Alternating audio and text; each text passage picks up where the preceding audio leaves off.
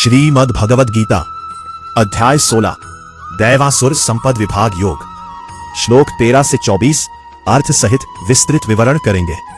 अब भगवान श्री कृष्ण आसुरी प्रवृत्ति वाले मनुष्य के विचार, उसके कर्म और उसके परिणाम का गहरा रहस्य बताते हैं। श्लोक 13 इद मध्य मया लब्धमिमं प्राप्स्ये मनोरथम इदमस्ति इदमपि मे भविष्यति पुनर्धनम। आसुरी स्वभाव वाला व्यक्ति सोचता है, आज मैंने इतना धन पा लिया है, आगे और भी धन कमाऊंगा। उसका मन कभी संतुष्ट नहीं होता। वह जीवन का उद्देश्य केवल धन और भौतिक सुख को मानता है। श्लोक 14 असौ मया हतः शत्रुर हनिष्ये चापरानपि ईश्वरो हमहम भोगी सिद्धो हम बलवान सुखी। वह सोचता है, मैंने अपने शत्रु को हरा दिया, अब औरों को भी हरा दूंगा। मैं ही सबसे शक्तिशाली और सुखी हूं। अहंकार मनुष्य को ईश्वर तक को भूलने पर मजबूर कर देता है। श्लोक 15 आढ़्योऽभिजनवानस्मि कोऽन्योऽस्ति सदृशो मया यक्ष्ये दास्यामि मोदिष्ये इति ज्ञान विमोहितः। वह सोचता है, मैं धनी हूं, प्रतिष्ठित हूं, मेरे जैसा कोई नहीं। घमंड और अभिमान मनुष्य को सच्चे ज्ञान से दूर कर देते हैं। श्लोक 16 अनेकचित् विभ्रांता मोहजाल समावृताः प्रसक्ताः काम भोगेषु पतन्ति नरकेषु च। ऐसे लोग अनेक इच्छाओं और मोह के जाल में फंसकर अंततः पतन को प्राप्त होते हैं।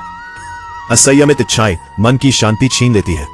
श्लोक 17 आत्मसंभाविताः स्तब्धा धनमानमदान्विताः यजन्ते नाम यज्ञस्ते दम्भेना विधिपूर्वकम।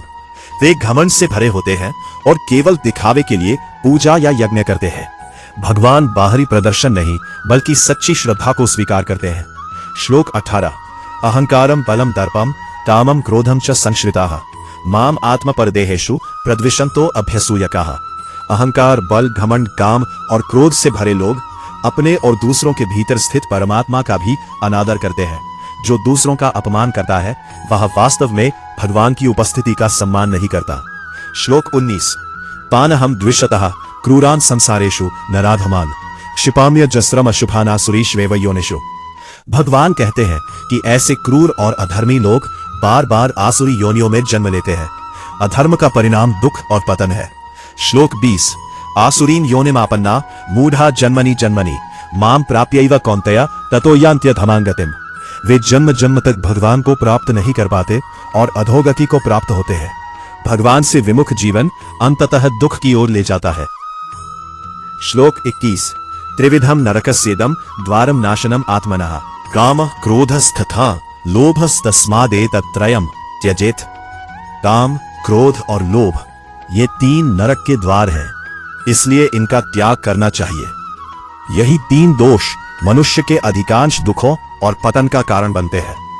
श्लोक 22 एतैर्विमुक्तः कौन्तेय तमोद्वारैस्त्रिभिर्नरः आचरत्यात्मनः श्रेयस्ततो याति पराम गतिम। जो व्यक्ति काम, क्रोध और लोभ से मुक्त हो जाता है वह अपने कल्याण का मार्ग अपनी सुनता है और परम गति को प्राप्त करता है। आत्म संयम ही आध्यात्मिक उन्नति का आधार है। श्लोक 23 यह शास्त्र विधि मुत्सृज्य वर्तते काम कारतः न स सिद्धिम अवाप्नोति न सुखम न पराम गतिम। जो व्यक्ति शास्त्रों की आज्ञा छोड़कर केवल अपनी इच्छाओं के अनुसार चलता है उसे न सफलता मिलती है, न सुख और न ही मोक्ष। शास्त्र जीवन के लिए सही दिशा और विवेक प्रदान करते हैं। श्लोक 24 तस्मात् शास्त्रम प्रमाणम ते कार्य कार्य व्यवस्थितो ज्ञात्वा शास्त्र विधानोक्तम कर्म कर्तुम इहार्हसि। इसलिए क्या करना चाहिए और क्या नहीं, इसका प्रमाण शास्त्र है। उन्हें जानकर ही कर्म करना चाहिए। भगवान अध्याय का समापन इस शिक्षा के साथ करते हैं कि धर्म और शास्त्रों के मार्ग पर चलना ही जीवन का सच्चा कल्याण है।